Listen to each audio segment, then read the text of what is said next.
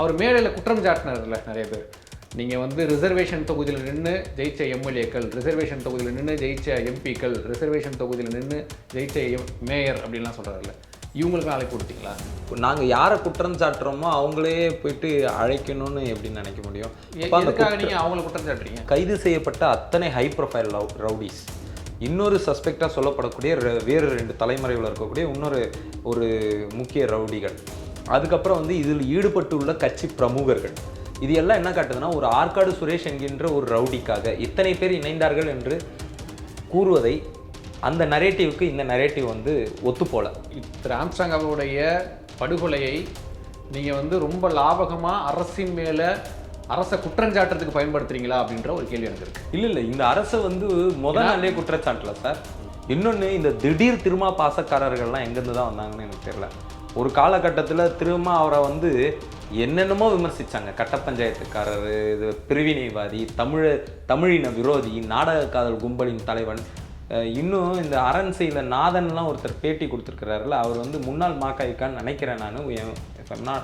அவர் அவங்க தரப்பில் வந்து ஒரு புக்கே போட்டிருக்கிறாங்க, அவர் கண்ட களங்கள் ஏராளம் தான், நான் இல்லைன்னு. அவரை விமர்சிக்கிற தகுதி எனக்கு இருக்கான்னு தெரியல. இல்லை, நான் ஒத்துக்கிறேன், பகிரமாக ஒத்துக்கிறேன், இல்லை. ஆனால் அண்ணன் திருமா இந்த விஷயத்தில் எடுத்த முடிவு என்பது வந்து முற்றிலும் தவறானது. ஏன் தவறானது? இது தவறானது ஏன்னா அவர் தான் வந்து இந்த கூட்டத்துக்கு தலைமை ஏற்றிருக்கணும்.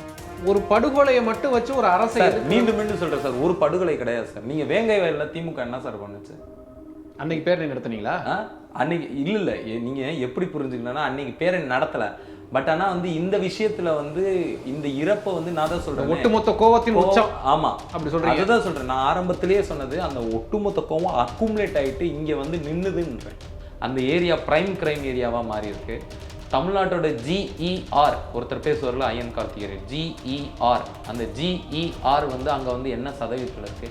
கண்ணப்பர் மக்கள் ஒரு 113 குடும்பம் சென்னையின் இதயமான வந்து சென்ட்ரலில் வந்து 100 குடும்பம் வந்து சட்டவிரோதமாக வந்து வீடற்றோர் காப்பகத்தில் தங்க வைக்கப்பட்டிருக்கு. நெகோஷியேட் பண்ணுற இடத்துல இருக்கணும் திமுகவோட. உங்களுக்கு என்ன அப்போ எதனா பிரதிபலன் கிடைக்குதா? உங்களுக்குலாம் இதெல்லாம் அனுகூலங்கள் கிடைக்குதா? எனக்கு சந்தேகம் இருக்குது. இல்லைப்பா, அவங்க கூட்டணியில் இருக்கிறதுனால அவங்களுடைய சார் தோழமை சுட்டல். சரிங்க, நான் என்ன சொல்றேன், அண்ணன் திருமாவளவன் கூட்டணியில் இருக்கிறாரு, நீங்க எல்லாம் என்ன கூட்டணியில் இருக்கீங்க? கோவனுக்கு என்ன பிரச்சனை?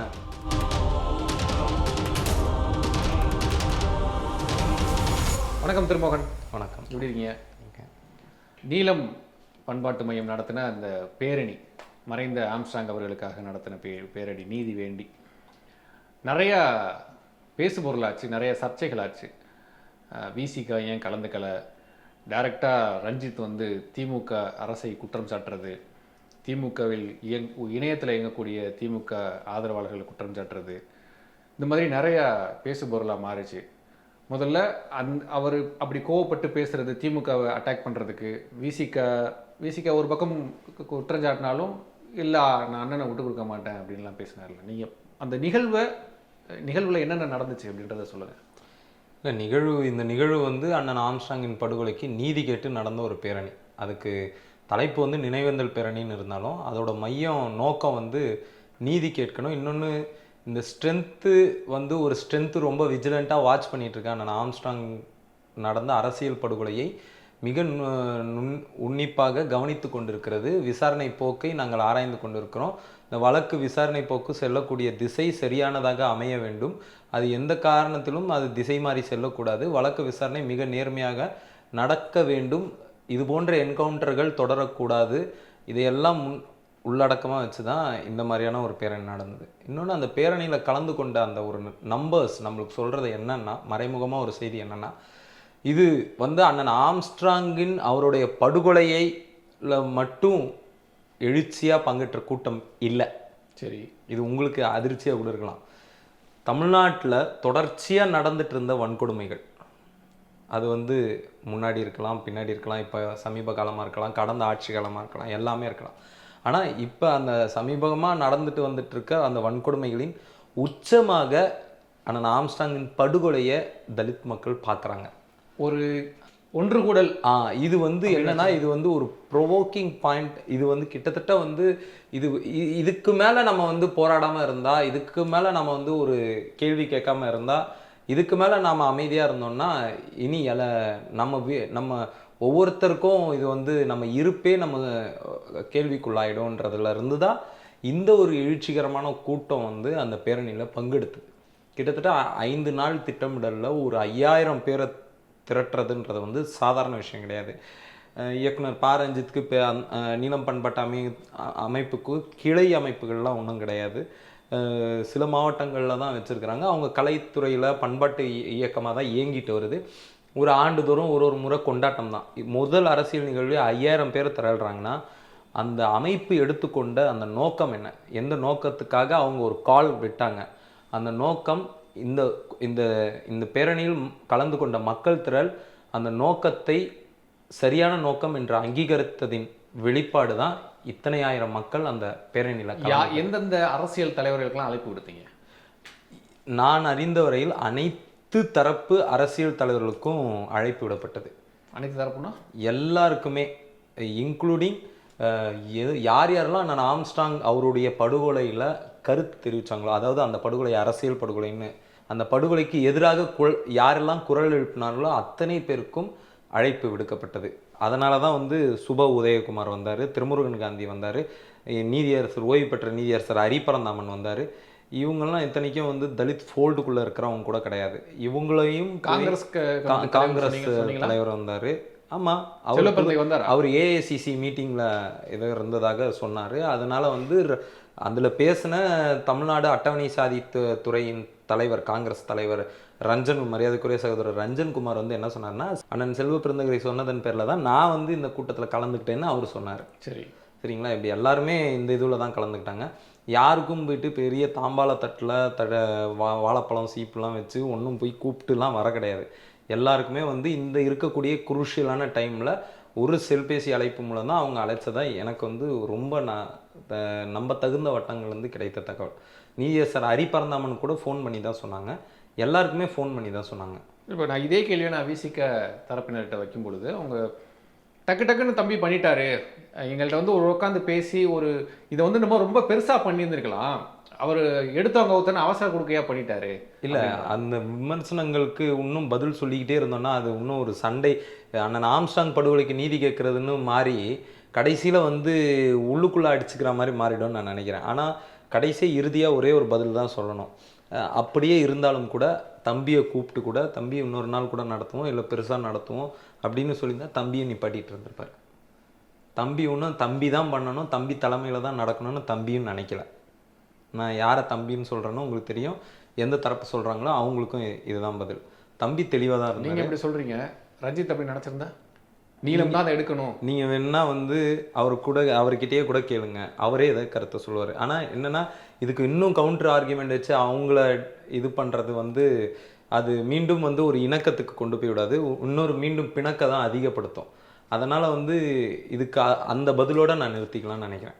ஓகே, அவர் வைத்த விமர்சனங்கள்லாம் நீங்கள் பார்த்துருப்பீங்க, மேடையில் அவர் பேசிய பேச்சுக்கள்.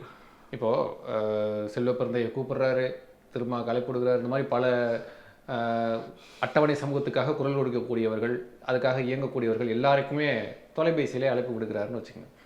அவர் மேடையில் குற்றம் சாட்டினார்ல நிறைய பேர், நீங்கள் வந்து ரிசர்வேஷன் தொகுதியில் நின்று ஜெயிச்ச எம்எல்ஏக்கள், ரிசர்வேஷன் தொகுதியில் நின்று ஜெயிச்ச எம்பிக்கள், ரிசர்வேஷன் தொகுதியில் நின்று ஜெயிச்ச மேயர் அப்படின்லாம் சொல்கிறாருல்ல, இவங்களுக்குலாம் அழைப்பு கொடுத்தீங்களா? இவங்களுக்கெல்லாம் அழைப்பு கொடுக்கணும்னு அவசியம் கிடையாதுங்க. ஏன்னா இவங்கெல்லாம் வந்து மக்கள் தேர்ந்தெடுத்த பிரதிநிதிகள். சரிங்களா, அங்கே வந்து எல்லாரும் வந்து அழைப்பு கொடுத்துலாம் யாரும் வரலாம். அங்கே வந்து இருங்க, மன்சூர் அலிகான் போய் கலந்துக்கிட்டாரு. சரிங்களா, மன்சூர் அலிகான் என்ன மேடையில் சொன்னார்னா, எனக்கு யாருமே அழைப்பு கொடுக்கல, நான் கலந்துக்கிட்டேன். காரணம் வந்து இந்த படுகொலையில் என் வீட்டில் நடந்த படுகொலையாக நாங்கள் நினைக்கிறேன். தன்னெழுச்சியாக வர்றவங்க வேறு, தன்னெழுச்சியாக வரணும். நீங்கள் வந்து இன்னொன்று, நாங்கள் வந்து இந்த அந்த மக்கள் திரள், அந்த ஜனத்திரள் வந்து ஒரு குற்றச்சாட்டை வந்து என்ன வைக்குதுன்னா, இந்த தனித்தொகுதி எம்எல்ஏக்களும் தனித்தொகுதி பாராளுமன்ற உறுப்பினர்களும் தனித்தொகுதி மேயர்களும் அவர்கள் எந்த நோக்கத்திற்காக தேர்ந்தெடுக்கப்பட்டார்களோ அந்த நோக்கத்தை அவர்கள் நிறைவேற்றவில்லை என்ற குற்றச்சாட்டை அவங்க மேலே வச்சிருக்கோம். அரசு என்ன சொல்லுது? இருங்க, அந்த குற்றச்சாட்டை நாங்கள் வைக்கும்போது நாங்கள் யாரை குற்றம் சாட்டுறோமோ அவங்களே போயிட்டு அழைக்கணும்னு எப்படின்னு நினைக்க முடியும்? நீங்கள் அவங்கள குற்றம் சாட்டுறீங்க. அரசு என்ன சொல்லுது? நீதி வாங்கி தருவோம், குற்றவாளிகள் உண்மை குற்றவாளிகளை கைது பண்ணுவோன்னு வீட்டுக்கே போய் உறுதி கொடுத்துட்டு வந்துட்டார் முதலமைச்சர். அப்போ நீங்களும் நீதி தான் கேட்குறீங்க, அரசு நீதி பெற்று தருவோங்குது, விசாரணை போயிட்டு இருக்கு, தீவிரமாக நடைபெற்றுட்டு இருக்கு, புதிய புதிய சஸ்பெக்ட்ஸ்லாம் உள்ளே சேர்றாங்க அப்படின்றப்போ விசாரணை ஒரு பாதையில் போயிட்டு இருக்கு. நீங்கள் ஒரு நீதி வேணும்னு கேட்குறீங்க, அரசு நீதி தருவேன்னு சொல்லுது. அப்போ அரசு பிரதிநிதிகள், எம்எல்ஏக்கள் இவங்களை குற்றம் சாட்டுறது எப்படி சரி? இல்லை, நீங்கள் இன்னும் வந்து அந்த நீலம் பண்பாட்டு மையம் இறுதியாக வெளியிட்ட செய்தி அறிக்கையை வாசிச்சிங்களான்னு எனக்கு தெரியல. அந்த செய்தி அறிக்கையில் மிக தெளிவாக கிட்டத்தட்ட வந்து ஒரு 8 தீர்மானங்கள் நிறைவேற்றப்பட்டிருக்கு. அதில் ஒரே ஒரு தீர்மானம் மட்டும்தான் முறையான விசாரணை பற்றி. இன்னொன்று முகமை மாற்றுவது தொடர்பாக கூட அதில் தீர்மானம் நிறைவேற்றல. எஸ்ஐடி தான் கேட்குறாங்க, சிபிஐ கூட கேட்கல, எஸ்ஐடி தான் கேட்குறாங்க. Special investigation team under the supervision of a sitting judge. ஒரு டிவிஷன் பெஞ்ச் முன்னாடி அந்த 15 நாளுக்கு ஒரு முறை அது ஒரு நடைமுறை இருக்குது, அஃபிடவிட் தாக்கல். ஸோ அந்த மாதிரியான முறை தான் கேட்டிருக்காங்க. ஒன்று. இன்னொன்று, இந்த விசாரணை சரியாக போகுதுன்றது வந்து நான் ஒத்துக்காதனால தான் இவ்வளோ பெரிய மக்கள் திரள் வந்திருக்கு. காரணம், இன்னும் வரைக்கும் இந்த செயின் லிங்க்கு ஒரு இடத்துல போகுது. எங்களுக்கு இன்னும் என்ன ஐயான்னா, இன்னும் இந்த வழக்கு ஆரம்பிக்கப்பட்ட போது மரியாதைக்குரிய முன்னாள் ஆணையர் ரத்தோர் அவர்கள் வந்து பேட்டி கொடுத்த போது இது வந்து ஆற்காடு சுரேஷ் வெசஸ் அண்ணன் ஆம்ஸ்ட்ராங்னு தான் அவங்க நிறுவனர். அந்த நரேட்டிவ் வந்து இன்னைக்கு பொய்யா இருக்கு. எப்படி பொய்யா இருக்குன்னா, அந்த நரேட்டிவ் ஏன் பொய்யா இருக்குன்னா, கைது செய்யப்பட்ட அத்தனை ஹை ப்ரொஃபைல் ரவுடிஸ், இன்னொரு சஸ்பெக்டாக சொல்லப்படக்கூடிய வேறு 2 தலைமறைவில் இருக்கக்கூடிய ஒரு முக்கிய ரவுடிகள், அதுக்கப்புறம் வந்து இதில் ஈடுபட்டுள்ள கட்சி பிரமுகர்கள், இது எல்லாம் என்ன காட்டுதுன்னா, ஒரு ஆற்காடு சுரேஷ் என்கின்ற ஒரு ரவுடிக்காக இத்தனை பேர் இணைந்தார்கள் என்று கூறுவதை அந்த நரேட்டிவ்க்கு இந்த நரேட்டிவ் வந்து ஒத்து போல, கோஆர்பரேட் பண்ணல. அந்த இனிஷியல் ஸ்டேட்மெண்ட்லயே வந்து ஒரு பெரிய தவறு இருக்கு. அந்த இனிஷியல் ஸ்டேட்மெண்ட்லயே வந்து, அதாவது போலீஸ் வந்து ஒரு விசாரணை ஆரம்பிக்கும் போது எந்த ஒரு முன்கதை முடிவிலிருந்து ஆரம்பிக்கக்கூடாது. they should enter into a case with an open mind. எந்த ஒரு முன்முடிவோடு ஒரு வழக்குக்குள் நுழையக்கூடாது. அவர் ரவுடியா இருந்தார், அவர் ரவுடியா வாழ்ந்தார், 2 ரவுடி கொலை நடந்தது, இப்படி ஒரு முன்முடிவோட ஒரு வழக்கை நீங்கள் அணுகும் போது அந்த வழக்கு வந்து வழக்கு விசாரணையும் தவறாக தான் போய் முடியும். இப்போ வரைக்கும் இந்த லிங்க் வந்து ரவுடி லிங்குகள் கூட தான் போயிருக்கு. இது ஒரு வேளை அரசியல் தலைமைகளை நோக்கி போச்சுன்னா அப்போ நம்ம பேசலாம். எப்படி வந்து இந்த காவல் தரப்பு வந்து ஆரம்பத்தில் வைத்த நரேட்டிவ் வந்து பொய்யின்ற வகையில் இந்த கைதுகள், கிட்டத்தட்ட இந்த கைதுகள் வந்து அந்த நரேட்டிவ் வந்து தப்புன்ற மாதிரி தான் நம்மளுக்கு உணர்த்து. ஏன்னா ஒரு ஆற்காடு சுரேஷ் என்ற ஒரு ரவுடிக்காக கிட்டத்தட்ட பல லட்சங்கள், பல 10 லட்சங்கள், பல கட்சி பிரமுகர்கள், அதுக்கப்புறம் வந்து 2 ஹை ப்ரொஃபைல் ரவுடிஸ். ஸோ இதெல்லாம் பார்க்கும்போது இந்த கொலைக்கு பின்னாடி வேறு சில அரசியல் காரணங்கள் இருக்கலான்றது தான் நம்மளுக்கு உணர்த்துது. அதை நோக்கி இந்த விசாரணை போகணும். இன்னொன்று, அப்போ ஏன் வந்து எல்என்டோ கிட்ட இல்லாமல் சிபிசிஐடி கொடுக்குறாங்க? எங்க ஜெயலலிதா வழக்கே தமிழ்நாடு விசாரிச்சா வந்து நீதி கிடைக்காதுன்னு சொல்லி போய் கர்நாடகாவில் விசாரிச்சாங்க. அப்போ இங்கே இருக்கக்கூடிய முகமைகள் சில சமயம் தவறு பண்ணுதுன்றது கடந்த கால வரலாறு இருக்குது. இது பின்னாடி இருக்கக்கூடிய அரசியல் காரணங்கள். நீங்கள் சொன்னீங்க முன்னாள் கமிஷனர் இப்படி ஒன்று சொன்னாருன்னு சொல்லி, அது நீங்கள் தவறுனீங்க, அரசாங்கம் அவரை மாற்றினாங்க. மாற்றி இப்போ இவ்வளோ பேர் ஒரு நெட்வொர்க் வந்து சஸ்பெக்ட் பண்ணுறாங்க, இவங்களெல்லாம் 2 பேரை தேடிக்கிட்டு இருக்கிறாங்க. ஒரு ஏரிக்குள்ளே போயிட்டு செல்ஃபோன் உடஞ்ச பாகங்களை தேடுற அளவுக்கு இன்னைக்கு விசாரணை ரொம்ப தீவிரமாக போய்கிட்டு தான் இருக்கு. தொடர்ந்து சந்தேகப்படுறது எப்படி சரி? சந்தேகத்தோட தாங்க பார்க்க முடியும். நீங்கள் வந்து ஒரு தலைவனை வந்து பறி கொடுத்துட்டு இருக்கோம். கரெக்ட், சரி, அது உங்களுடைய ஆதங்கம். இருங்க, ஆதங்கம் மட்டும் இல்லை, ஒரு தலைவர் பறி கொடுத்துட்டு அந்த தலைவர் வந்து அந்த தலைவருக்கு உயிர் அச்சுறுத்தல் இருக்கிறதாக உளவுத்துறை சொன்னதாக ஒரு தகவல் வந்து பரவலாக பரவிட்டு இருக்கு, 3 முறை எச்சரித்ததாக. அப்போ நீங்கள் ஒரு இடத்துல வந்து உங்கள் தார்மீகத்தை இழந்துட்டீங்க, உங்கள் கடமையை நீங்கள் தவறிட்டீங்கன்னும் பொழுது ஒரு சந்தேக கண்ணோட்டத்தோடு பார்ப்பதில் என்ன தவறு? இந்த சந்தேக கண்ணோட்டத்தோடு பார்ப்பதால் அரசுக்கு என்ன நஷ்டம்? சிறப்பு புலனாய்வு குழு அறிக்கை, சிறப்பு புலனாய்வு குழுவை கேட்பதனால் அரசுக்கு என்ன நஷ்டம்? கேட்கறது உங்களுடைய உரிமை. இப்போ விசாரணையில நீங்க ஒன்னு முடிச்சிடறேன். திருவேங்கடத்தோட என்கவுண்டர் கூட ஒரு ஐயத்தை ஏற்படுத்துச்சு, எல்லாருக்குமே ஏற்படுத்துச்சு. என்னைக்குமே மக்கள் வந்து என்கவுண்டர் ஆதரிக்கிற மக்கள் திடீர்னு வந்து திருவேங்கட என்கவுண்டரில் கிட்டத்தட்ட 80% மக்கள் என்ன கருத்து சொன்னாங்க சொல்லுங்க? என்ன கருத்து சொன்னாங்க? ஏதோ ஒரு குற்றத்தை மறைக்க இந்த என்கவுண்டரா, ஏதோ ஒரு கதையை மறைக்க என்கவுண்டரா, எந்த உண்மையை மறைக்க இந்த என்கவுண்டர்னு எல்லாரும் ஒன்று போல ஏன் கேட்கணும்? இன்னொன்று, நடந்துட்டு இருக்க ஒரு parallel media trial, police narration நம்ம ஆதரிச்சு வந்து ஒரு 4 மீடியா பர்சன்ஸ்க்கு வந்து காசை கொடுத்தோ இல்லை ஏதோ ஒன்று சில ஆதாயங்கள் கொடுக்கப்பட்டோ பல மீடியா பர்சன்ஸ் உட்கார்ந்துக்கிட்டு அவங்களோட ஒரு கதையை பேசிக்கிட்டு இருக்காது. இதெல்லாம் போலீஸ் கண்டும் காணாமல் இருக்கிறது. இப்போது திரு ஆம்ஸ்ட்ராங் அவருடைய படுகொலையை நீங்கள் வந்து ரொம்ப லாபகமாக அரசின் மேலே அரசை குற்றஞ்சாட்டுறதுக்கு பயன்படுத்துறீங்களா அப்படின்ற ஒரு கேள்வி எனக்கு இருக்கு. இல்ல இந்த அரசை வந்து நாளே குற்றச்சாட்டுல சார், நாளே குற்றச்சாட்டுல இத்தனை வன்கொடுமைகள். காதலிச்சா வெட்டுறான், பள்ளிக்கூடத்துக்கு படிக்க போனா வெட்டுறான், தண்ணி கொடுத்தா அதுல பிஏ கலக்கிறான், அரசியலுக்கு வந்தா அங்கேயும் வெட்டுறான், எதிர்த்து கேள்வி கேட்டா ரவுடின்னு சிறையில தள்ளுறான், சட்டவிரோதமா நடக்கக்கூடிய செயல்களில் சட்டப்பூர்வமான போராட்டம் மூலம் கேட்டா குண்டாஸ் போடுறான். இதெல்லாம் பண்ணிட்ட பிறகு இத்தனை வன்கொடுமைகளையும் அனுபவிச்சுட்டு இந்த அரசை குற்றம் சாட்டக்கூடாதுன்னா என்ன அர்த்தம்? இந்த அரசின் ஒன்றிய தலைவராக இருக்க, ஒன்றிய செயலாளராக இருக்கிறவர் ஒரு அட்டவணை சாதி இளைஞரை பார்த்து கோவிலுக்குள்ளே வராதுன்னு சொல்கிறாரு. அவரை வந்து உடனே சமூக வலைதளங்களில் எழுந்த எதிர்ப்பின் காரணமாக அவர் சிறைக்கு அமைச்சிட்டு அதுக்கடுத்து அவருக்கு பதவி கொடுத்துட்டாங்கன்னு நினைக்கிறேன். கட்சியில் சேர்த்துக்கிட்டாங்கன்னு நினைக்கிறேன், இஃப் ஐம் நாட் ராங். மாணிக்கம் அவரை சேர்த்துக்கிட்டாங்க. பல்லாவரத்தில் என்ன நடந்தது? எம்எல்ஏ அவங்களோட மருமகள் அந்த வழக்கில் இப்படி தொடர்ச்சி எத்தனை வன்கொடுமைகள்? இல்ல தொடர்ச்சியா நடந்துகிட்டு இருக்கு. அப்ப நீங்க வந்து கேள்வி வினாவே எழுப்பக்கூடாதுன்னா எப்படி? அது நீங்க ஒரு ஆதி திராவிடர் ஆணையம், திராவிட மாடல் அரசாங்கம் உருவாக்குச்சு. அந்த ஆதி திராவிட ஆணையம் என்ன பண்ணுச்சு? இன்னைக்கு கூட கனிமொழி அவர்கள் பேசியிருக்கிறாங்க, பட்டியல் சமூக மக்களுக்காக தொடர்ந்து குரல் கொடுக்கக்கூடிய, தொடர்ந்து அவர்களுக்காக இயங்கக்கூடிய, சமூக நீதி பார்வையோடு இயங்கக்கூடிய ஒரே அமைப்பு திமுக தான் அப்படின்னு இன்னைக்கு பேசியிருக்காங்க. நீங்க வந்து இவர் ரஞ்சித் ஆரம்பிக்க சொல்ல கூட கேட்டீங்க, ரஞ்சித் வந்து எப்படி ரிசர்வேஷன் கோட்டான்னு பேசலான்ற மாதிரி ஒரு கேள்வி கேட்டீங்க. அவர் அது பேசுனது கூட எதுக்கு பேசினாருன்னு இருக்கு. இப்போ மரியாதைக்குரிய துணை பொதுச் செயலாளர் பாராளுமன்ற உறுப்பினர் கனிமொழி அவங்க வந்து சொல்றாங்க, சமூக நீதி இந்த பார்வை நீங்க இருக்குதுன்னு சொல்றதுனால தான் அப்படி இல்லைங்க நடைமுறையிலன்னு சொல்றோம். சொல்லில் சமூக நீதி இருக்குதுங்க, ஆனால் செயலில் இல்லைங்கன்றோம். கட்சி பொறுப்புகளில் இல்லைங்க. கேட்டால் கட்சி பொறுப்புகளில் எத்தனை துணை செயலாளராக நாங்கள் நியமிச்சிருக்கோம் தெரியுமான்னு கேட்குறாங்க. மாவட்ட துணை செயலாளராக, வட்ட துணை செயலாளராக நியமிச்சோம். எத்தனை மாவட்ட செயலாளர் நியமிச்சிங்க? எத்தனை வட்ட செயலாளர் நியமிச்சிங்க? கேட்டால் வந்து ஊர்களில் சவுத்தில் சாதி நிறைந்த மாவட்டங்களில் அது சாத்தியம் இல்லைன்றீங்க. சென்னையில் சாத்தியம் இல்லை. சென்னையில் கூட ஏன் பண்ணலை? திருவள்ளூரில் ஏன் பண்ணலை? காஞ்சிபுரத்தில் ஏன் பண்ணலை? செங்கல்பட்டில் ஏன் பண்ணலை? இங்கெல்லாம் சாத்தியம் கூட நகரமயமான இடங்கள்ல பண்ணலாம்ல, அங்கேயும் பண்ணலைங்களா? அப்போ சமூக நீதி பாலியங்கிறோன்னா என்ன ஆதாரம்? என்ன இல்லை, இப்போ நீங்கள் சொன்ன இத்தனை இன்சிடென்ட்களுக்குமே இன்னொன்று நான் ஒன்று சொல்லி முடிச்சுக்கிறேன். என்னன்னா, இவங்க வந்து பேசியது வந்து சமூக நீதி.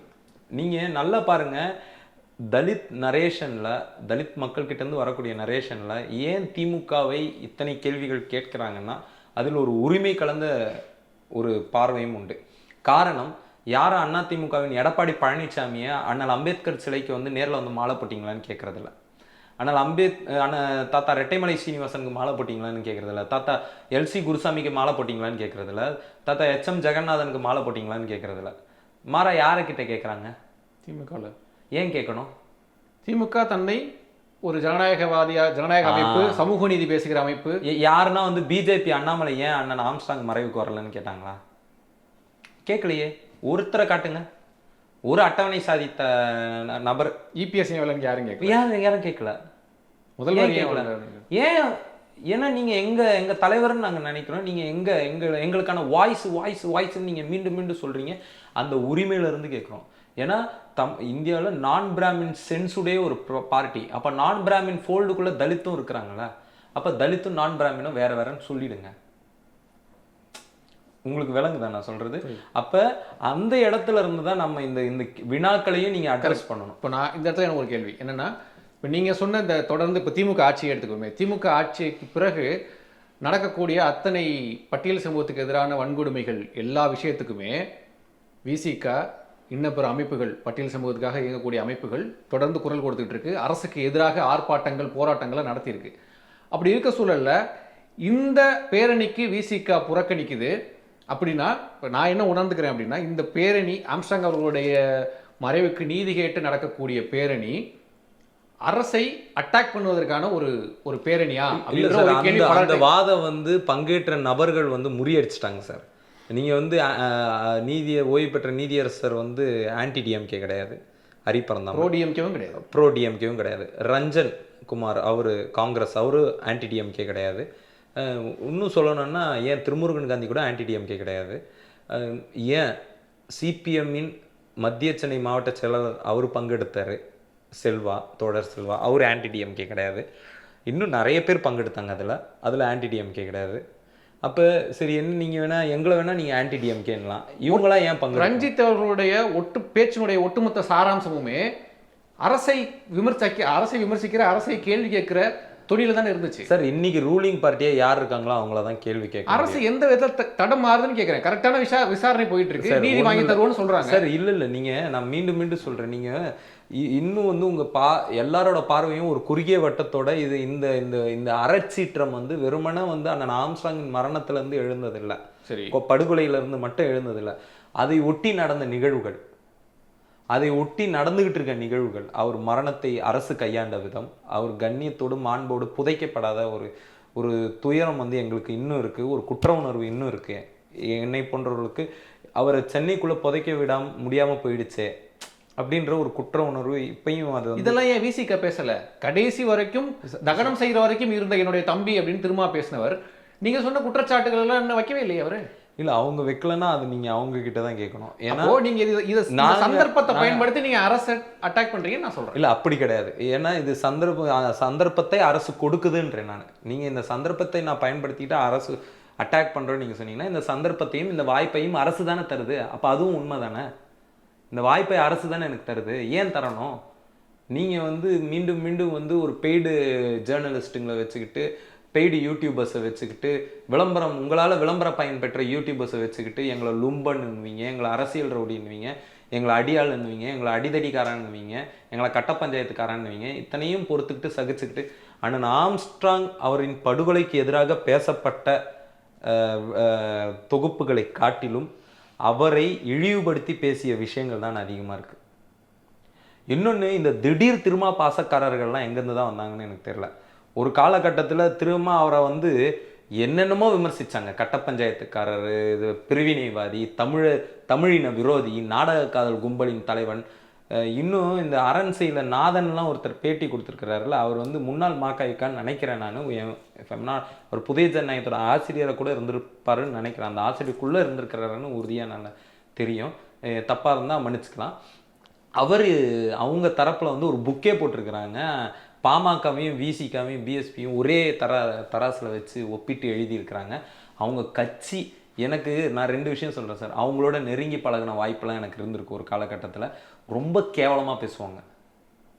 அண்ணன் திருமாவோட அரசியலை பற்றிலாம் அவங்க மேடைகளில் பேசின உண்டு, புதிய ஜனநாயகத்தில் எழுதின காலம் உண்டு அவங்க கட்சி பத்திரிகையில்.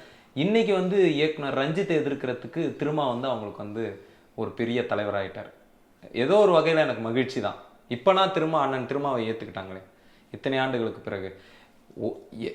அதாவது பாட்டாளி மக்கள் கட்சியோடு சரிசமமாக வச்சு பேசினாங்க அண்ணன் திருமாவை, சரிங்களா? திருமாவை வந்து அடையாள அரசியல் என்னென்னமோ சொன்னாங்க.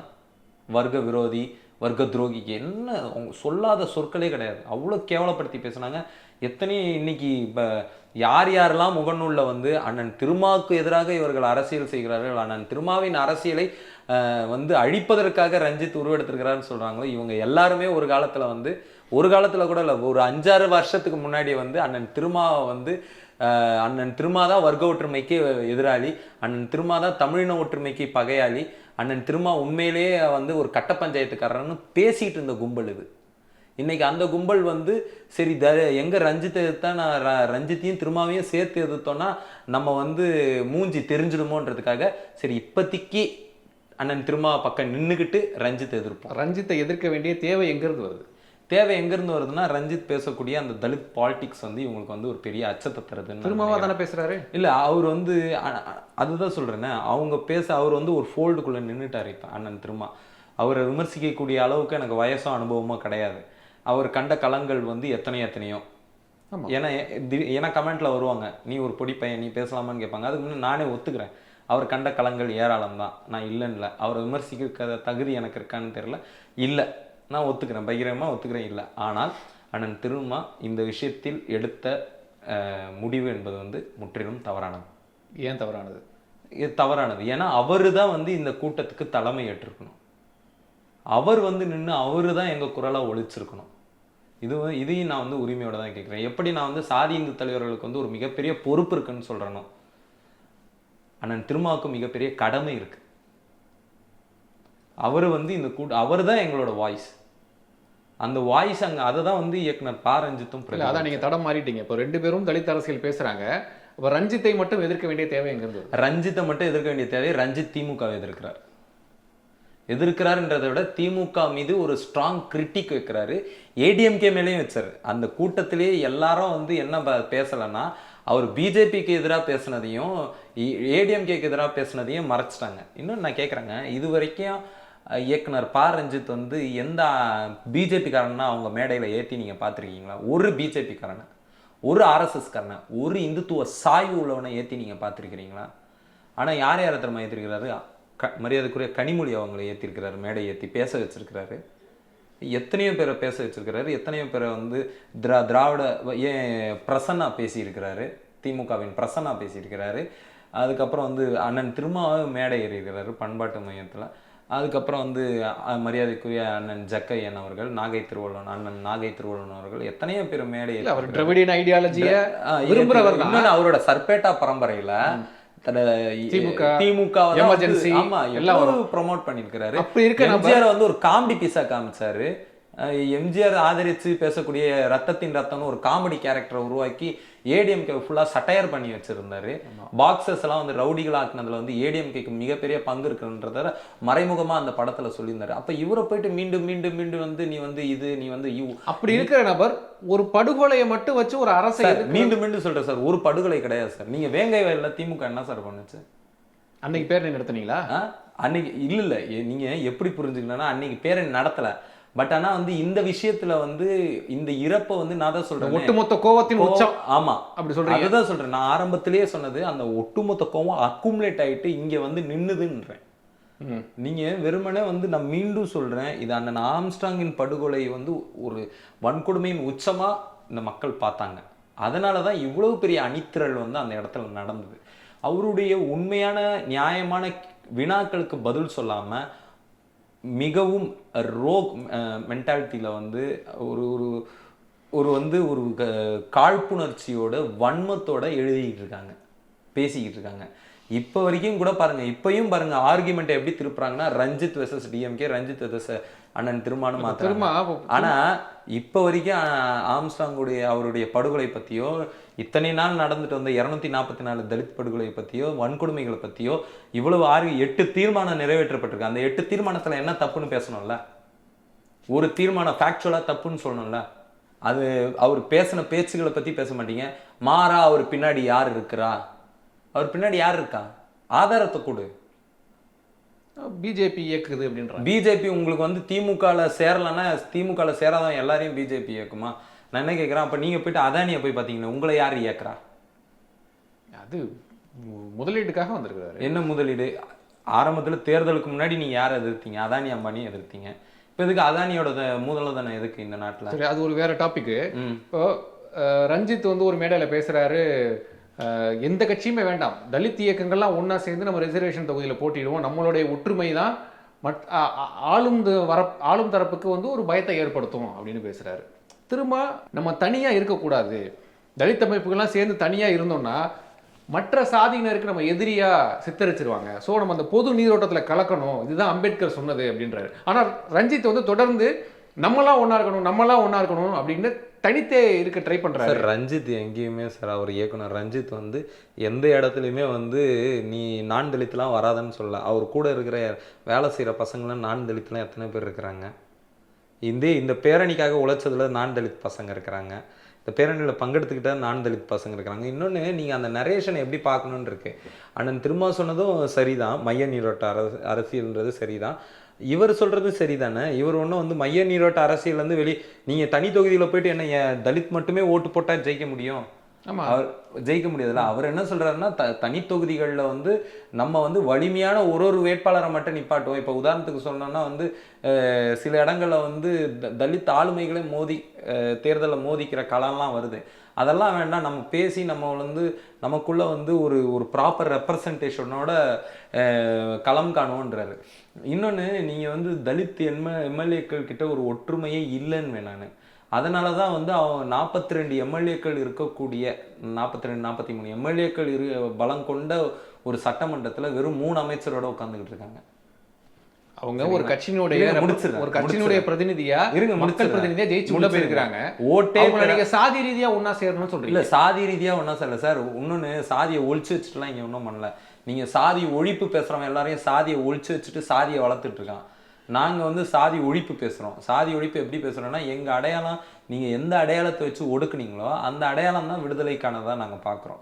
அந்த இடத்துல இருந்து இந்த தலித் பிரதிநிதிகள் வந்து மினிஸ்டர் ஆனா வந்து இவங்க போய் யாருக்காக லாபி பண்ண போறாங்க?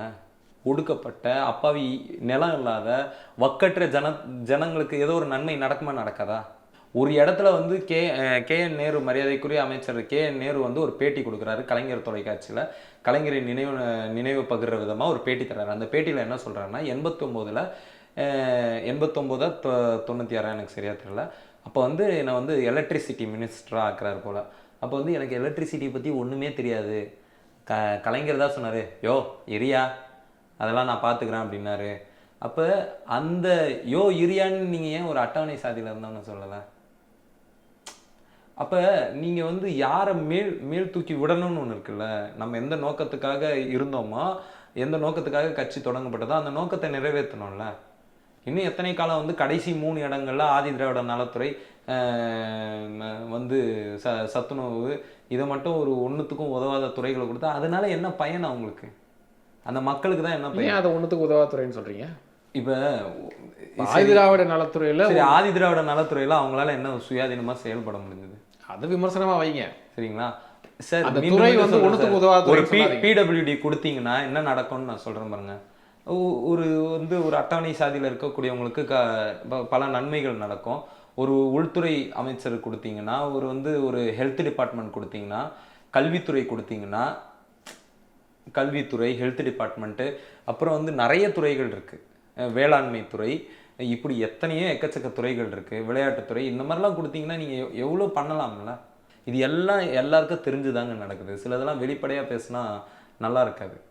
நான் வந்து திமுகவில் தான் நடக்குதான்னு நான் சொல்லலை, அண்ணா திமுகலையும் இதான் நடந்தது. என்ன ஒரு நல்ல விஷயம்னா, திமுகவில் அண்ணா திமுகவில் வந்து 2 சாதி மட்டுமே 18-19 அமைச்சரவைகளை வச்சுருந்தாங்க. கவுண்டர்களும் முக்குளத்தோர்களும் மட்டுமே 18-19 அமைச்சர்கள் வச்சுருந்தாங்க. அந்த தவறு இந்த இதுவில் நடக்கலை, இந்த திமுக அமைச்சரவையில் நடக்கல. ஸோ இது 2 திராவிட கட்சிகளை நம்பி ஏமாந்துட்டோம் அப்படின்னு ரஞ்சித் பேசுறாரு. ஸோ இந்த பேரணி வந்து ரஞ்சித்தினுடைய ஒரு பொலிட்டிக்கல் என்ட்ரிக்கான ஒரு துவக்கம்னு புரிஞ்சுக்கலாம். ஐயோ, அவர் பாலிடிக்ஸ்ல தானே இருக்கிறாரு. அவர் பாலிடிக்ஸ் தானே பேசிக்கிட்டு இருக்கிறாரு. கட்சி ஆரம்பிப்பாரா, இல்லை பிஎஸ்பிக்கு தலைவராக வருவாரா? இந்த மாதிரி நிறைய டாக்லாம் வந்துச்சு, கேட்டுருக்கீங்க? இல்லை, என்னன்னா நீங்க வந்து நம்ம கிட்ட என்ன ஒரு பிரச்சனை இருக்குன்னா, வாக்கரசியலை மட்டும்தான் அரசியல்னு நினைச்சிட்டு இருக்கோம். தந்தை பெரியார் செஞ்சது என்ன அரசியல்? அம்பேத்கர் பேசினது என்ன? இரட்டை வாக்குரிமை எல்லாம் கேட்டார். ஆமா, இரட்டை வாக்குரிமை பவர் தெரியும்ல, அவரோட தெரியும். இப்ப என்னன்னு புரிஞ்சுக்கோங்க, இங்க வந்து ஒரு இயக்க அரசியல் கூட ஒரு தேவை, பெரிய வெற்றிடம் இருக்கு தமிழ்நாட்டுல. சரி, இங்க வந்து எல்லாருமே வந்து பிலாசபி கன்விக்ஷனை விட்டுட்டு பொலிட்டிக்கல் பார்ட்டி கன்விக்ஷனா மாறிட்டாங்க. அதனாலதான் இன்னைக்கு பல தோழர்கள் வந்து பரிதாபக்குரிய நிலைக்கு போயிட்டாங்க. ரொம்ப பரிதாபத்துக்குரிய நிலையில திமுகவே மாறிட்டாங்க. திமுகவை விட, திமுக கேடர்ஸை விட திமுகவா மாறிட்டாங்க. உங்களுக்கு வந்து எப்பவுமே ஒரு பிலாசபிக்கு தான் நீங்கள் கன்விக்டடாக இருக்கணும். நீங்கள் ஒரு தத்துவத்துக்கு மட்டும்தான் நீங்கள் வந்து உண்மையாக இருக்கணுமே தவிர எந்த ஒரு தனிநபர். பிஜேபி எதிர்ப்புன்ற தத்துவத்துக்கு உண்மையாக இருக்கிறாங்க, அதனால திமுகவோட இருக்காங்க. இல்லை, நான் மீண்டும் சொல்கிறேன், இன்னைக்கு வந்து புதுக்கோட்டை இவர் நம்ம சட்டத்துறை அமைச்சர் என்ன பேசியிருக்காரு, அதுக்கு உங்களோட கண்டனங்கள் என்ன? நீங்கள் திமுகவை என்ன வந்து, இன்னொன்று சொல்கிறேன், நீங்கள் திமுகவை எந்த இடத்துல கரெக்ட் பண்ணணும்னு நினச்சிங்க? திமுக தப்பே பண்ணலையா? ஒரு விஷயத்தை வெளிப்படையாக பேசுவோம் சார், அனைத்தையும் மேதையின் மீது வச்சு பேசுவோம். திமுக தவறே பண்ணலையா? சுட்டி காட்டுறாங்க, திருத்த சொல்லியிருக்காங்க. என்ன சுட்டி காட்டினாங்க? எப்படி சுட்டி காட்டினாங்க? ஒன்று சொல்லுங்க. அந்த 12 மணி நேரம் சட்டத்தை கம்யூனிஸ்ட் கட்சி தோமுசாவே, திமுகவோட தொழிற்சங்கமே எதிர்த்துச்சு. இல்ல, அது எல்லா இடதுசாரிகள் என்னன்னா வந்து ஒட்டுமொத்தமா தமிழ்நாடு முழுக்க ஒரு எதிர்ப்பு வந்தது.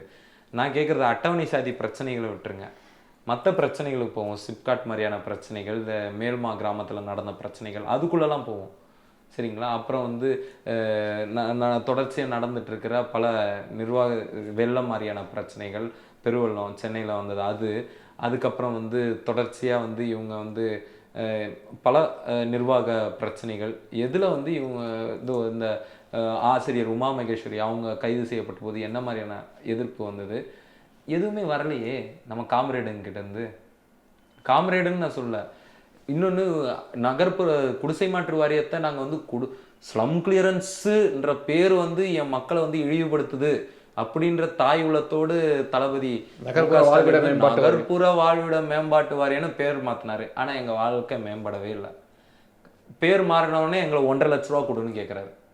இப்போ 4 லட்ச ரூபா கொடுன்னு கேட்குறாரு. இதை பற்றி யார் பேசணும்? கண்ணகி நகர், செம்மஞ்சேரி, பெரும்பாக்கம், சென்னையில இருந்த ஒட்டுமொத்த பேரையும் கூட்டின்னு போயிட்டு அங்கே அடைச்சிட்டிங்க.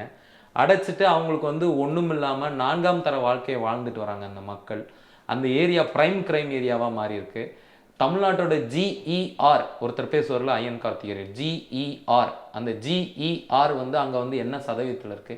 கண்ணப்பர் திடல் மக்கள் ஒரு 113 குடும்பம் சென்னையின் இதயமான வந்து சென்ட்ரலில் வந்து 100 குடும்பம் வந்து சட்டவிரோதமாக வந்து வீடற்றோர் காப்பகத்தில் தங்க வைக்கப்பட்டிருக்கு. இத்தனை ஆண்டுகளா, 20 ஆண்டுகளா? இன்னும் அதுக்கு எந்த இதுவும் கிடைக்கல. கண்ணகி நகர், செம்மஞ்சேரி, பெரும்பாக்கத்தில் உங்கள் தேர்தல் வாக்குறுதியில் வந்து ஒரு மல்டி ஸ்பெஷாலிட்டி ஹாஸ்பிட்டல் கொண்டு வருவேன். நீங்கள் அந்த பகுதியில் என்ன கொண்டு வந்தீங்க? பேருந்து வசதி என்ன கொண்டு வந்தீங்க? நம்ம தான் போனோமே அந்த ஃப்ளட் டைம்ல நீங்க தானே வந்தீங்க. குடிய விட தண்ணி ஆமா, எதுவுமே இல்லையே. அப்ப இதெல்லாம் வந்து இந்த கட்சிகள் தோழர்கள் வந்து ஒரு ஸ்ட்ராங் கிரிட்டிக்கா வச்சு நெகோஷியேட் பண்ற இடத்துல இருக்கணும் திமுகவோட. உங்களுக்கு என்ன அப்ப எதனா பிரதிபலன் கிடைக்குதா? உங்களுக்குலாம் இதெல்லாம் அனுகூலங்கள் கிடைக்குதா? எனக்கு சந்தேகம் வருது. இல்லப்பா, அவங்க கூட்டணியில் இருக்கிறதுனால அவங்களுடைய சார் தோழமை சுட்டல். சரிங்க, நான் என்ன சொல்றேன், அண்ணன் திருமாவளவன் கூட்டணியில இருக்கிறாரு. நீங்க எல்லாம் என்ன கூட்டணியில இருக்கீங்களா? கோவனுக்கு என்ன பிரச்சனை? உட்காந்துக்கிட்டு ரஞ்சித்தை விமர்சிக்கிறதா உங்க வேலை? இந்த படுகொலையில உங்க ஸ்டாண்ட் என்ன? இது வந்து அவர் ரவுடின்னு நீங்க முத்திர குத்த போறியா? அப்ப நீங்க இத்தனை நாள் மேடை ஏறின அமைச்சர்கள் பின்புலெல்லாம் பேசுவோமா? ரவுடின்னு முத்திர குத்துறவங்கள நீங்க விமர்சனம் பண்ணுங்க, பேரை நடத்துங்க, மேடை போட்டு திட்டுங்க. ஆனா அரசாங்கத்தை திட்டுறது, விசாரணை சரியான போக்குல போகல அப்படின்றது தான் இங்க விமர்சனம் ஆகுது. சார் உண்மைதான். திமுக இந்த ட்ரையலே வந்து தோத்து போற விதமா போலீஸ் மிகப்பெரிய தவறு பண்ணுச்சு. அந்த சிசிடிவி ஃபுட்டேஜை வெளியிட்டு ஒவ்வொரு குற்றவாளிகளோட போட்டோவை வெளியிட்டார். குற்றவாளின்னு சொல்லப்படுறவங்க போட்டோவை வெளியிட்டது அது வந்து ட்ரையலில் வந்து மிகப்பெரிய வந்து பின்னடைவை ஏற்படுத்தும் சார். அது வந்து குற்ற வழக்குகளை விசாரிக்கக்கூடிய அத்தனை வழக்கறிஞர்களுக்கும் தெரியும். நான் மேபி நானும் சவுண்டட் லாயர் இல்லைன்னு சொல்லுவாங்க. சரி, ஓகே, நான் அதை அக்செப்ட் கூட பண்ணிக்கிறேன். ஆனால் எனக்கு இருக்கிற அறிவில் நான் சொல்கிறேன், இந்த மாதிரி வந்து புகைப்படங்களை இந்த மாதிரி சிசிடிவிலாம் வெளியிடுறது தப்பு சார். அப்போ இதை கூட நாங்கள் கேட்கக்கூடாதுன்னா என்ன சார் அது? நீங்கள் வந்து சுட்டு போட்டுட்டு நீங்கள் வந்து ஒரு முக்கியமான ஒரு நபராக அவன் வந்து எக்ஸிக்யூஷனில் செயல்பட்டுருக்கான் திருவேங்கடம்ன்றவர். அவரை வந்து நீங்கள் கொன்னுட்டீங்க. இப்போ நாளை பின்ன ஒரு உண்மையை எப்படி தெரிய முடியும்? ஸோ இதில் இருந்து தான் வந்து நீங்கள் அந்த பேர். இன்னொன்று சார், திமுக வந்து ஒன்றும் விமர்சனத்துக்கு அப்பாற்பட்ட கட்சி கிடையாது. இந்த மக்கள் வந்து நீங்கள் வந்து 2021 தேர்தலுக்கு பிறகு 2024 தேர்தலுக்கு பிறகு வெளியிடப்பட்ட அத்தனை ஆய்வு முடிவுகளும் என்ன சொல்லுதுன்னா, அட்டவணை சாதி மக்களும் இஸ்லாமிய மக்களும் தான் சிந்தாம செதறாம இந்த கட்சிக்கு ஓட்டு போட்டிருக்காங்க. சரிங்களா? அந்த உரிமையில கேட்குறாங்க சார். விமர்சனங்களையும் 1.5 ஆண்டு இருக்கு. கன்ஸ்ட்ரக்டிவா வைங்க. எதனா தப்பா வச்சுட்டாரா? டிஸ்ட்ரக்டிவா எதனா வச்சாரா? உனக்கு ஓட்டே போட மாட்டேன், நீ செய்யவே மாட்டேன், நம்பி ஏமாந்துட்டோம், நம்பி ஏமாந்துட்டேன்னா ஏமாந்துட்டதுன்னு தான் சொல்ல முடியும். ஏமாந்துட்டோன்னு சொல்லாம இதை சரியா செய்யுங்க, இதை கரெக்டா நீதி வாங்கி கொடுங்க அப்படின்னு. சார் இன்னொன்னு மால்கம் எக்ஸ் சொல்லுவார் ஒரு விஷயம், ஒடுக்கப்பட்டவன் ஒடுக்குபவனை எதிர்த்து விமர்சனம் வைக்கும் பொழுது தேன் தடவி தான் விமர்சிக்கணும்னு அவசியம் கிடையாது. அவன் உணர்வுல இருந்து எதையும் மறைச்சு பேசணும்னு அவசியம் கிடையாது. உனக்கு என்ன தோணுதோ, உனக்கு எப்படி பேசணும்னு தோணுதோ அப்படி பேசுன்றாரு. அதே மால்கம் எக்ஸ் இன்னொன்று சொல்லியிருக்காரு. என்ன சொல்லியிருக்காரு? ஒரு அதிகார வர்க்கம் ஒடுக்கப்பட்டவனை புகழ்ந்து கொண்டாடுது அப்படின்னா, அதாவது அதிகார வர்க்கம் ஒடுக்கும் வர்க்கம் ஒடுக்கப்பட்ட தலைமையில் இருக்கக்கூடிய ஒடுக்கப்பட்ட தரப்பில் இருக்கக்கூடிய ஒருத்தனை பாராட்டுதுன்னா அவனை சந்தேகப்படும் சொல்லியிருக்கிறாரு. சரிங்களா? மால்கம் எக்ஸும் ஒரு வழி காட்டியிருக்கிறாரு. அந்த இடத்துல இருந்து இந்த விமர்சனங்களை நான் பார்க்கணும்னு நான் நினைக்கிறேன். அமைச்சர் திரு சேகர்பாபு அவர்கள்ட்ட செய்தியாளர்கள் கேட்கும்பொழுது, யார் எனக்கு ரஞ்சித்துலாம் தெரியாது அப்படின்றாரு. அதை எப்படி பார்க்குறீங்க சார்? நிறைய ஃபோட்டோஸ்லாம் இப்போ வந்துகிட்டு இருக்கு. இவருக்கும் அவருக்கும் தொடர்புலாம் இருக்கிறது தான் எனக்கு ஒரு தகவல். அவர் பேசிலாம் இருக்கிறாரு. கலைஞர் 100 விழாக்கு கூப்பிட்டதாகலாம் கூட ஒரு தகவல் தனிப்பட்ட. இன்னொன்று சரி பாவம், அப்படியே அவர் தெரியலனா கூட அவர் வந்து ஒரு வட்டாரத்திற்குள்ளே இருக்குது அரசியல் பேசக்கூடிய ஒரு மாவட்ட செயலாளர் நிலையிலேருந்து இன்னைக்கு அமைச்சராக உயர்ந்திருக்கிறாரு. மேபி அவரோட அரசியல் அறியாமை கூட இதுக்கு காரணமாக இருக்கலாம். யார் இந்த வினாக்கள்லாம் யார்கிட்ட கேட்கணும்னா, நீங்கள் ரஞ்சித் அவரை பற்றி கேட்கணும்னா முதலமைச்சர்கிட்ட கேட்கலாம், அவருக்கு தெரியும். உதயநிதி ஸ்டாலின் அவர்கிட்ட கேட்கலாம், மாண்புமிகு அமைச்சர் உதயநிதி ஸ்டாலின் அவருக்கு தெரியும். அக்கா கனிமொழிக்கு அவங்களுக்கு தெரியும். இவருக்கு தெரிய வாய்ப்பு இல்லை. சரி, இவர் அப்பா அந்த அளவுக்கு பொலிட்டிக்கலில் விஜிலண்ட்டாக இல்லைன்னு அர்த்தம். பொலிட்டிக்கல் மட்டும் தான் கவனம் செலுத்துறாரு, இல்ல சினிமால கவனம் செலுத்தல. ஆஹா, நீங்க கலைஞர் 100 விழால அவர் யாரை கூப்பிட்டாருன்னு உங்களுக்கே தெரியும். நாடக நடிகர் உட்பட கூப்பிட்டுட்டு இருப்பாருன்னு நினைக்கிறேன் நான். நிறைய நடிகர்கள், நிறைய நடிகர்களை கூப்பிட்டாரு.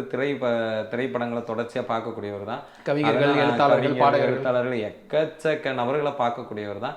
அவர் தெரியல, அவர் என்ன நினைச்சுக்கிட்டாருன்னா தெரியாதுன்னு சொல்லிட்டா ரஞ்சித் சிறுமைப்பட்டுருவாருன்னு நினைச்சுக்கிட்டாரு. அப்படி கிடையாது, சரிங்களா? தெரியலன்னா நீங்க தான் சிறுமைப்படுறீங்க. ரஞ்சித்தை கூட தெரியலையா?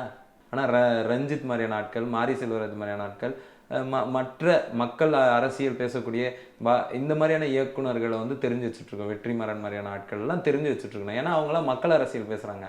மக்கள் அரசியல் பேசுகிற திரைப்படத்தை ஒரு மக்கள் அரசியல் பேசக்கூடிய ஒரு தலைவன் பார்க்கணும் இல்லையா? அப்போ அவர் என்ன நான் என்ன நினச்சிக்கிட்டேன்னா, சரி மேபி அண்ணன் வந்து இன்னும் கிழக்கு மாவட்டத்தை விட்டு யோசிக்கல போல, அப்படி தான் நான் நினச்சிக்கிட்டேன். சென்னை கிழக்கு மாவட்டத்தில் எங்கள் மாவட்டத்துக்கு அவர் தான் செயலாளர். அப்போ கிழக்கு மாவட்டத்தை பற்றி மட்டும்தான் யோசிச்சுட்டு இருக்கிற போல அவரோட மூச்சு முழுக்க வந்து இந்த அறநிலைத்துறையில். அவர் தமிழ்நாட்டுக்கே அமைச்சர், பல ஊர்களுக்கு போகிறாரு. அவர் ஆன்மீகத்தில் நிறைய அறிவு இருக்குது மேபி. ஏன்னா தலித் சினிமாவில் நீங்கள் முக்கிய பிரமுகராக இருக்கிறார் இயக்குனர் ரஞ்சித். அது யாரும் மறுப்பதற்கில்லை. அவர் பேசுறது சரியா தப்பான்றது அது மற்றவங்களோட விவாதத்துக்கு உட்பட்டது. அதுக்குள்ளே நான் போகல. ஒரு நோன் ஃபேஸ் அப்படின்றீங்க. நோன் ஃபேஸு அவரே தெரிலன்ட்டு இதெல்லாம் வந்து அவர் என்ன நினச்சிட்டாருன்னா, நான் தெரில பார்த்தியா விமர்சனத்தை பற்றியா, எப்படி நான் தெரிலன்ட்டு எப்படி கடந்து போன பார்த்தியான்றது. தெரிலன்றதுனால நீங்கள் கடந்து போயிட்டீங்கன்னோ இல்லை அவரை சிறுமைப்படுத்திட்டீங்கன்னா இருந்தில்ல, நீங்கள் ரொம்ப சின்னவராயிட்டீங்க. இதுதான் அது. பார்க்கலாம். அடிக்கடிக்கான விமர்சனத்தை வச்சிருக்கிறீங்க. ரஞ்சித் அவர்களும் மேடை போட்டு பேசியிருக்கிறாரு. விசாரணை தீவிரமாக போயிட்டுருக்கு. அரசு உரிய நீதியை பெற்றுத்தரும் அப்படின்னு நம்புவோம்.